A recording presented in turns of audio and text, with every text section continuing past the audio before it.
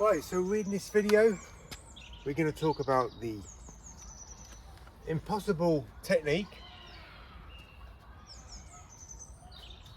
the minimum manoeuvre on a rectangular window that's vertical.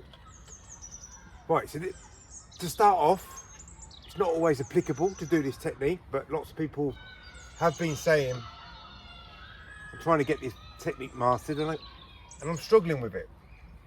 So I will struggle with this technique on this window. If I go around the side of the building, I can do the technique on a different type of window and then I won't struggle.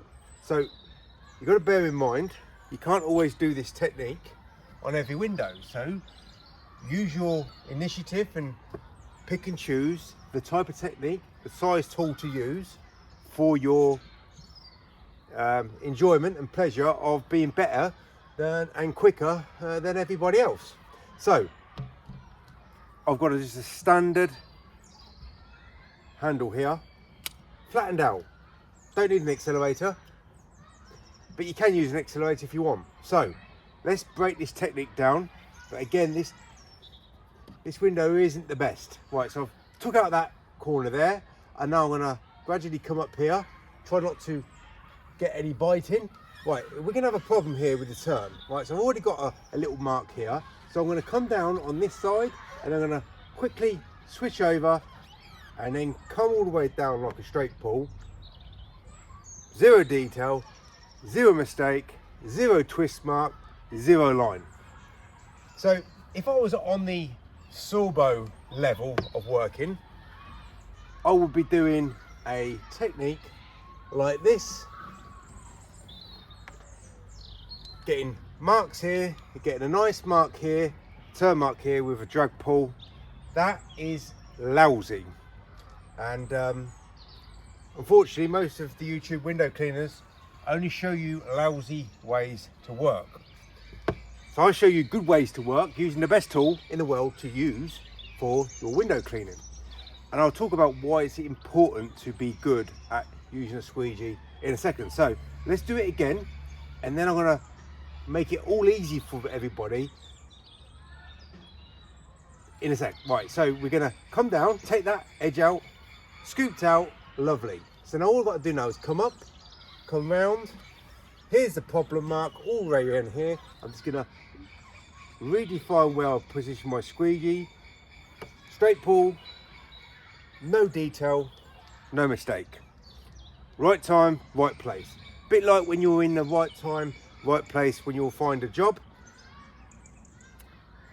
You're probably not expecting it. You're in the right time, right place, and you pick up that job. They would have went with any other window cleaner, but you're in the right place at the right time. You got the job. So the benefit of being an adaptable window cleaner, and these windows are not particularly suited well to go up the frame. So if you've got a variety of different sizes to work with, and if you're in the UK, you can have a variety of different sizes to work with doing residential work especially. So I've just got a 10-inch, again it's just a standard handle, and I'm not going to bother with that extremely difficult to use technique on these difficult windows to work on. I'm going to take out the front top part, and I'm just going to come down. You notice I didn't start at the side, and I've got a nice position, nice size to work with to come down that frame with no snagging whatsoever. If I want to go up, I will get the snagging, but coming on the way down, no snagging. So the problem with window cleaners, when they've only got one size tool fits all, a lot of the time their squeegee is too big. So to make this technique start in the middle, it is a little bit too tight. I mean, I can do it, but a lot of people would struggle. So what people tend to do is, because they've got one size tool fits all and you're on these narrow windows, you start at the side. So that is easier to work with, but then I've got this smudge mark here and then I can come down. So I've got to go right a little bit further up the window to catch any mistake, because a lot of window cleaners won't admit this, but any turn mark, any detailing in my book is a mistake. So if you're looking at rectifying, having no mistakes whatsoever, look at everything you do is, I've made a slight error of judgment just with my positioning here. That's a mistake. If you always say to yourself, this is a mistake, I'm not going to try and do that again, then it makes you a very competent, skillful window cleaner. So I've got a smaller size, right? And I'm not going to start over here. I can now afford to start in the middle, and I have enough space to turn, maneuver, and make my judgment on my technique effortless. No snagging, no smearing, no smudges, no detailing, no working like everybody else. Right, so a quick thing that I wanted to talk about.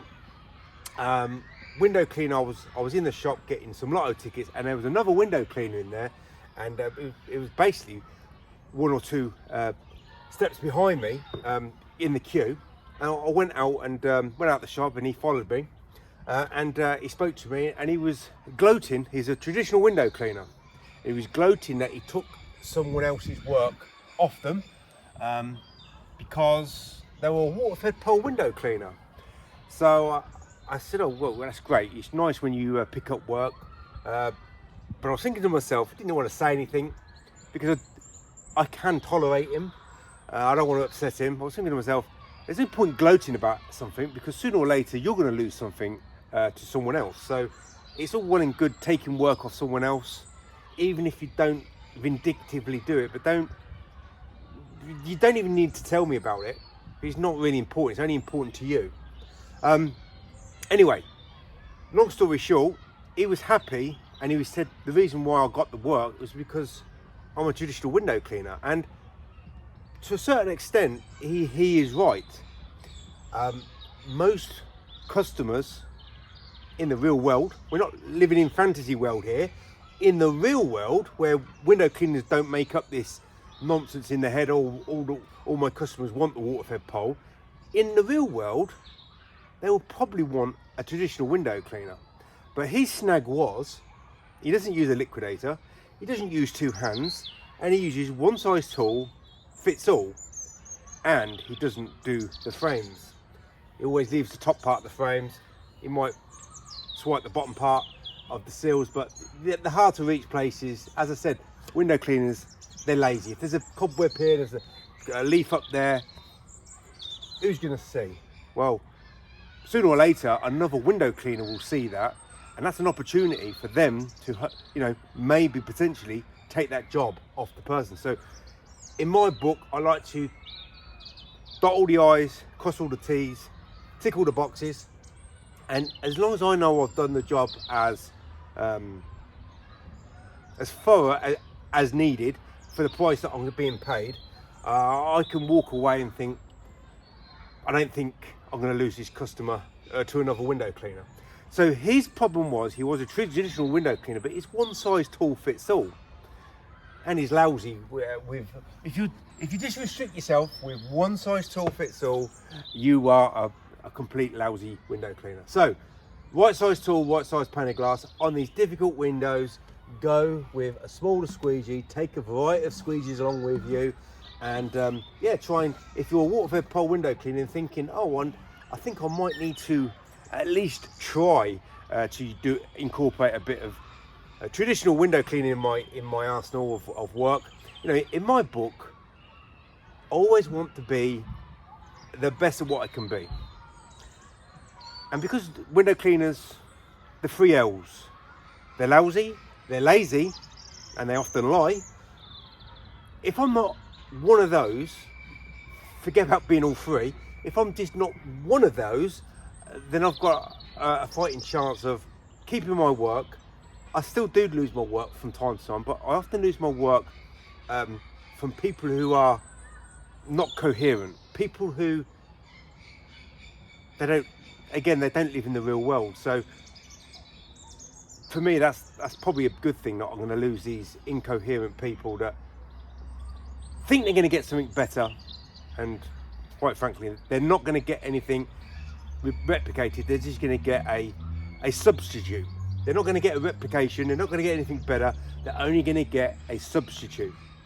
And sometimes I do lose work to window cleaners, and then sometimes I will pick up work from window cleaners.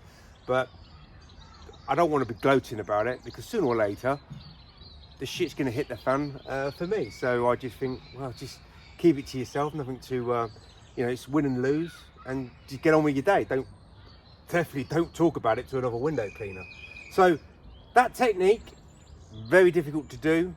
So on a difficult window, just eliminate the technique and start with a technique coming down the glass. Be versatile, be adaptable. Don't rely on water-fed pole window cleaning.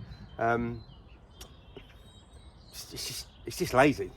But don't take my word for it. Take the customer's word for it.